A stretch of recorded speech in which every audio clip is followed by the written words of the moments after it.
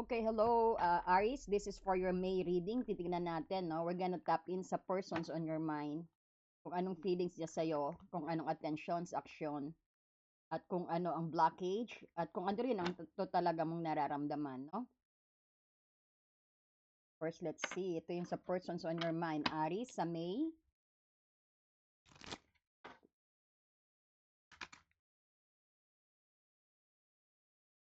Sa May, about sa persons ni Aris sa May.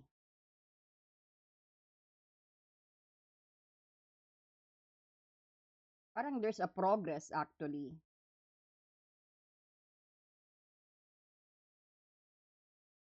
Chaser, fear of abandonment. Someone is chasing. Chine-chase ka rin niya na, no?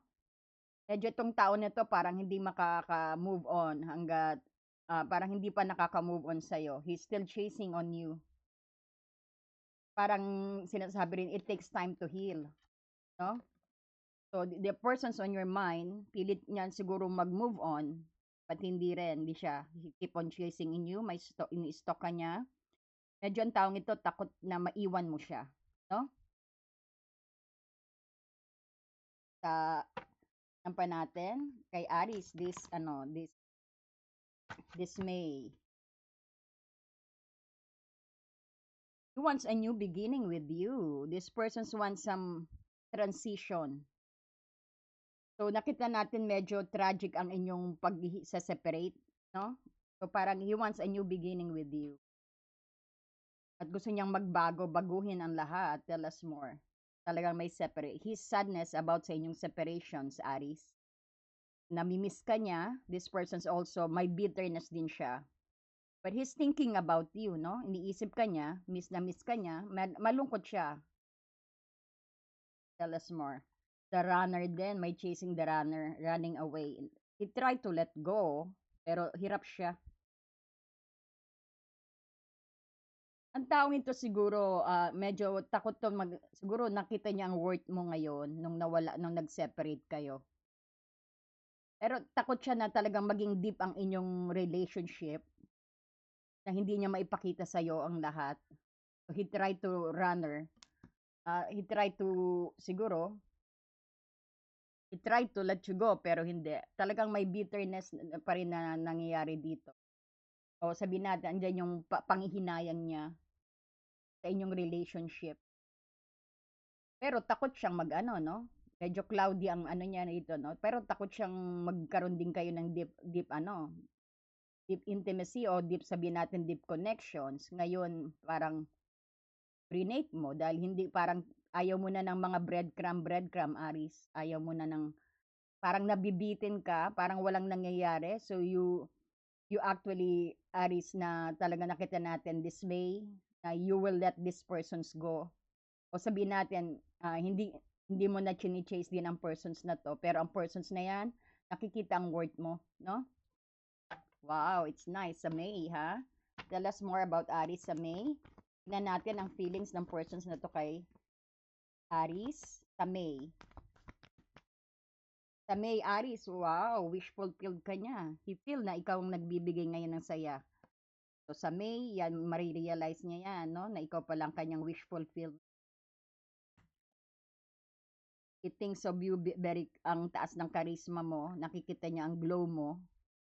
No, he view you being the queen of wands, no? Ibig sabihin, very hot, sexy, charisma mo, very independent ka, no?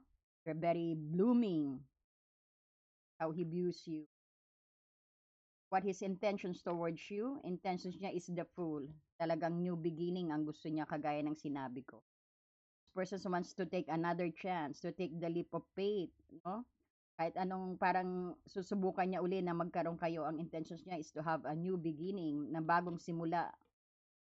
Talas ang kanyang behavior. He is making a final decision. Ipapakita niya na he is worth. Talagang nagkaroon siya ng realizations dito, no? Na papakita niya ang kahalagan mo, papakita niya na siya ang last mo, parang gano'n, no? He wants to prove something. Ano yung blockage? Let's see ang blockage ninyong dalawa. Nakapokus sa nawala o sa disagreement ninyo.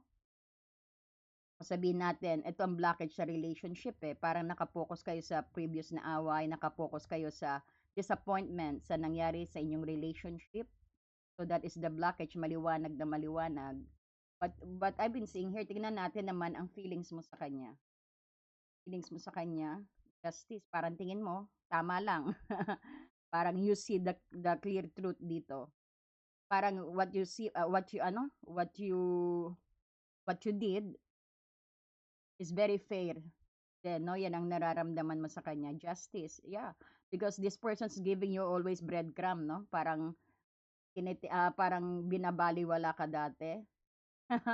Nung naka-move on ka. I think naka-move on ka na sa persons na to. Pero naiisip mo pa rin siya, no? Parang tingin mo, justice is served.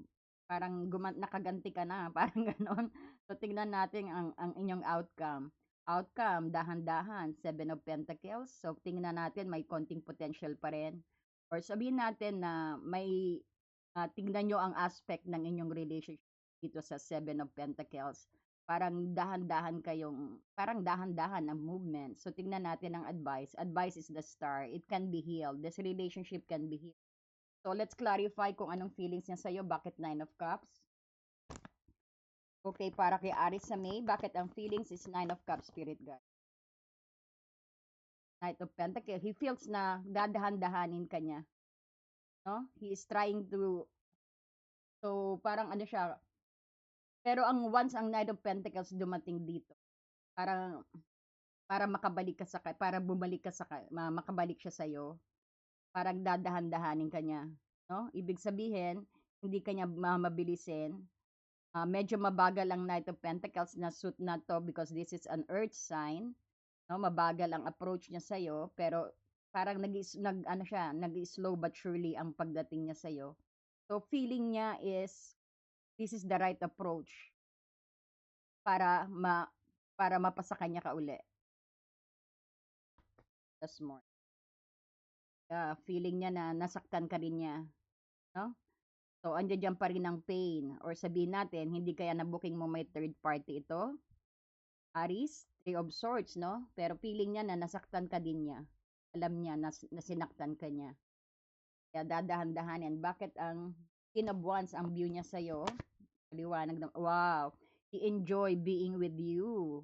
Namimiss niya so this is also reconciliations card. No? Gusto niya yung pag-ano ninyong dalawa, yung pag-gimmick-gimmick ninyong dalawa, yung pag magkasama kayo. And this is also sabihin din natin na talagang this could be also a third party involved, no?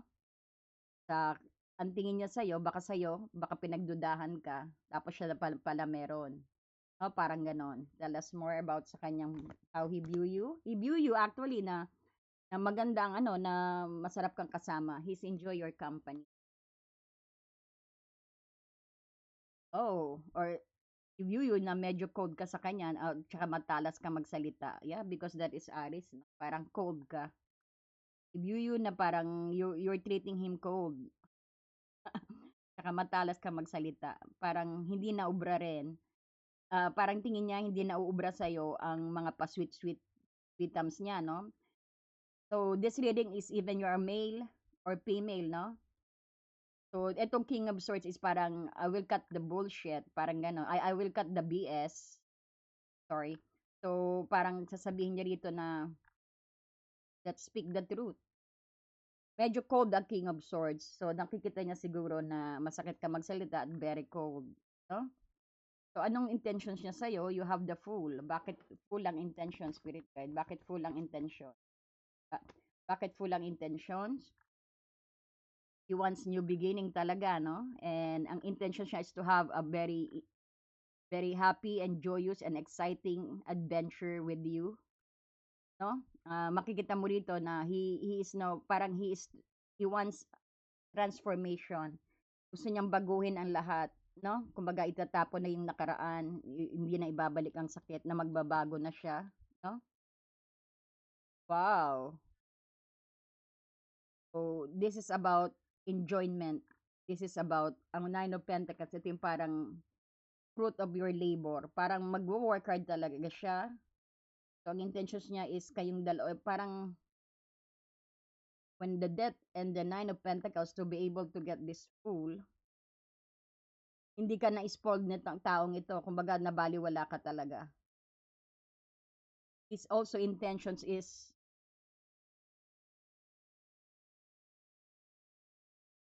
to give you parang gusto kanyang pahalagahan dito, no? Na hindi maapektuhan ang inyong status quo. So, ang judgment, being kanyang behavior sa'yo, let's see, niya, bakit judgment is here? Why the judgment is here as behavior at actions sa'yo? He really decided na may goal siya sa inyong dalawa. Gumagawa siya ng paraan. Gumagawa siya ng decision of his life na papakita niya sa'yo na may goal siya, may plano siya sa inyong dalawa, no? At the Chariot is also very past tense energy, no? Parang dala-dala mga experience. Patutunayan niya na siya na ikaw na ang last niya, parang ganon, no? At ang goal niya is talagang ikaw lang. Yeah, you might gonna receive some, mag-apologize sa sa'yo. Yung hindi niya napakita dati, yan siguro yung pagbabago na nakikita rito. So, sabihin din natin, parang nag-play ano rin siya, no? Nag-single energy siya. Parang yan din lang, kung dudugtungan natin dito, parang naging reasons din yung parang he's playing single o parang binabaliwala ka talaga, samantalang siya pa-banjing, enjoying friends, parang ganon, no? So, ang Page of Cups expect some, ano rin, no? Some apology sa kanya, no? Five of Cups, bakit ang Five of Cups ang inyong blockage? Shadow side. Toxic energy. Ayan, maraming toxic nga. Talaga may third party. Meron din yung mga parang you are both getting extreme, no? Lalayuan daw niya. Dapat daw layuan ang no longer needed sa inyong relationship, no? Manap ng path. Parehas kayong tumalikod. Sabihin natin, itong pagiging sad niya rito, nung talagang nag-walk away ka sa kanya, talagang iniwan mo siya. Kaya nakapokus siya sa ano, no? Or sabihin natin, nakapokus kayo sa previous agreement, disagreement, sa disappointment sa nangyari sa inyong relationship. May betrayal tayong nakikita, tsaka deceptions dito, no? Ang feeling mo sa kanya, parang tama lang ang ginawa mo, no? Let's see. Yeah, parang tingin mo, you're happy, pero wish fulfilled mo rin siya. Parehas kayong wish fulfilled, no? Ang isa't isa. Ang feeling mo rin, o yan, lumabas ang Nine of Cups. Feeling din niya sa'yo is Nine of Cups. Both love each other. Kaya lang talagang mas nag-focus ka sa sarili mo rin, no? Talagang tinalikuran mo siya dahil dito, talagang nagkahiwalay kayo, separation sa Eight of Cups. You still love each other. So, kaya palang inyong outcome is the Star. May heal pa yan, no? So, bakit ang inyong outcome ang advice is the Star? Why the Seven of Pentacles as the outcome? Bakit ang Seven of Pentacles, wow, ang ganda ng lumabas. You know why ang Seven of Pentacles? Ito yung sabihin natin na nag-uobserba. Ang outcome nyo, pakiramdaman kayo sa isa't isa, kung tama bang worth na mag-invest ka ng energy sa kanya.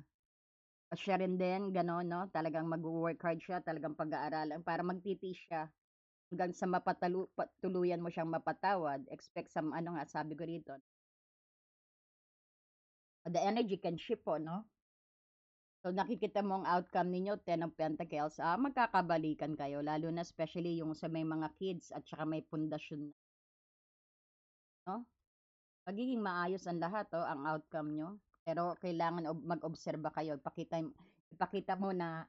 niya muna, syempre, na worth ka. No, ipakita niya sa iyo ang pagbabago mo, no? Dahil ikaw talagang binigyan mo siya ng lesson, no? Yep. Parang you feel na deserve niya ang nangyari. Parang deserve niya na maghiwalay kayo, parang gano'n. Parang deserve niya kung ano man nangyari sa kanya, no? Ngayon natutuwa ka siguro, he's getting worse dito, no? Hindi siya makatulog, hindi siya makaano sa'yo. Yeah. Ang outcome niyo is dahan-dahan, temperance dito, be kind to each other. Parang this is alchemy eh, no? Kayo magkakatuluyan pa rin, pero it doesn't mean na mabilisan, no? Dahan-dahan. Kailangan yung obserbahan ang inyong relationship para mapunta sa Ten of Pentacles. Look at the advice dito, no? Try to heal. Kaya pala healing. So, pares kayong nag-heal, times heal, no? Parang sabihin natin, time na ano, may heal din ang relationship na to kasi ang outcome, the star, and you have also na medyo ngayon, parang sabihin natin na medyo nag-heal na kayo or sabihin natin medyo nag-heal ang relationship, realize mo rin na maski may nagawa siya, magkakaroon ka rin ng puwang na patawarin siya na nakikita. Because you just want some fairness. No? Nakikita ko ang mag-work hard niya rito. No? Gagawa siya ng ano, magbabago siya because of the death here. Magugulat ka, may transformation sa May. No? Parehas kayo wish fulfilled ang inyong feelings to each other. Parehas kayo masaya sa isa't isa. Pero binigyan mo siya ng lesson. What you sip is ano, parang kung anong ginawa. Kumbaga, gumanti ka ba o sabihin natin, you think that this is very fair na nangyari na parang okay ka rin sa separations na yan because you're living happily. You're enjoying being single at the moment or nakapokus ka sa self-love. But this relationship still can be healed. No? Andito ang alchemy, dalawa ng alchemy, no? It will just take time. So, parang dahan-dahan, kagaya ng temperance dito. No? So, nakikita ko na ang advice din is try to heal, try to change, try to transform. There's a lot of faith, magkaroon kayo ng faith at isa na makaya niyong gawin ang Ten of Pentacles, especially sa mga may pamilya. Titingnan natin ang advice, at tingnan natin what is coming towards you sa ano pa, ano yung hindi natin nakikita na paparating sa iyo when it comes to love life, spirit guide. Keep an open mind daw, kaya pala, no? Bukas, try to be more positive. Oh, this is your soulmate may differ from your usual expectation. Some of you, new persons is coming towards you, no? Sabi sa inyo, may engagement kayo eh. No, the energy is coming on May na siguro makikita mo yung baka mag-propose din sa iyo to, baka alokin ka na na magsama uli kayo, makipagbalikan. At mauwi to, may engagement tayo nakikita. Some of you is may mag-propose na. Siguro din sinilent mo ang taong ito kasi nga parang nakikita mo, wala kang nakikitang pagbabago o hindi, parang tinatamad ka na sa mga style niya. That is fair lang, pero mahal mo siya. Masaya ka sa kanya. You both missing each other din. Pero ang relationship na to mauwi sa engagement to a higher level of commitment. You will see the energy by May. So keep an open-minded daw, no? What is coming? Ayan, no, ayan. Naku, baka magkabalikan kayo ng May, no? Sabi dito, give a relationship chance. Work on your partnership. Some of you, kung yung temporary separations lang yan ang nangyari, no?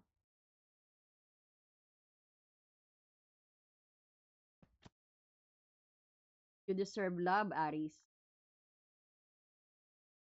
A relationship chance, mauwi sa engagement. Kasi sinabi magpapakasal kayo ng engagement, pero makikita mong energy yung pagbabago niya, yung paglapit niya, siguro yung pag-offer niya ng love sa'yo. This could be, oh, siya na raw. You already met the romantic partner you seek. Kasi so proven na baka soulmate mo yung persons na yan. Give a relationship a chance. Tatanggapin mo pa ba siya? Tell us more. Stay optimistic about your love life. Mag-positive ka lang. Fate will bring you romance, no? So, ayan, kagaya sinasabi rin ng advice sa'yo rito, the star, this is the fate. Being positive thinking, not manifest the things that you don't want, no? Dahil nakita natin may potential ang relationship, Aries. So ayan, pengi naman po ng like and hype diyan, Aris. Sana po patuloy niyong suportahan ng Happy Angel Reading. Tsaka po naglilindol dito, no? So medyo sometimes natatawag tayo sa ano ng alanganing oras, no? So ngayon medyo wala tayong work. Sana po is patuloy niyong suportahan ng Happy Angel Reading. Thank you so much and God. Dear friend, have you ever felt so stuck, hurt, or hopeless that you knew something had to change, but you didn't know how things would work out? A time when you could have really used more insight and guidance, or at least a new way to nurture yourself and bring a little more peace into your life. We all struggle with our own issues, self-defeating patterns, and conditioning, all of which color our views of ourselves and the world, whether we're aware of it or not. Add in the chaos of modern life, and it makes sense that you might not know what to do, where to turn, or even what's holding you back. But what if you had a tool that could help you not only relieve stress and anxiety, but also help you focus on self-care and get clear on what blocks your way to living the life you truly want and deserve? In HAR, everything will be revealed to you. In HAR, you will be inspired, enlightened and empowered.